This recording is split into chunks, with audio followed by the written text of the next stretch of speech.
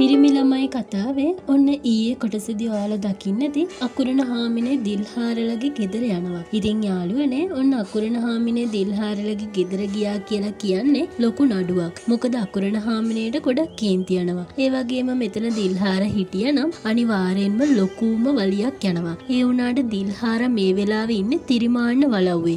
ඒක නිසා අකුරණ හාමිනේත් එක්ක දිල්හාර රණ්ඩු වෙනවා නම් ඔයාලට බලා ගන්න බැරි වෙනවා. ඒ වගේමයි ඔන්න අකුරණ හාමිනේට මේ වෙලාවේ හිතපු නැති දෙයක් සිද්ධ වෙනවා. ඒ තමයි එයාට සිහිය නැති වෙන එක. ඉතින් යාළුවනේ සිහිය නැති වුණාට පස්සේ දිල්හාරගේ අක්කා කරන්නේ අකුරණ හාමිනේව කාමරයට එක්කගෙන ගිහින් හාන්සි කරවන එක.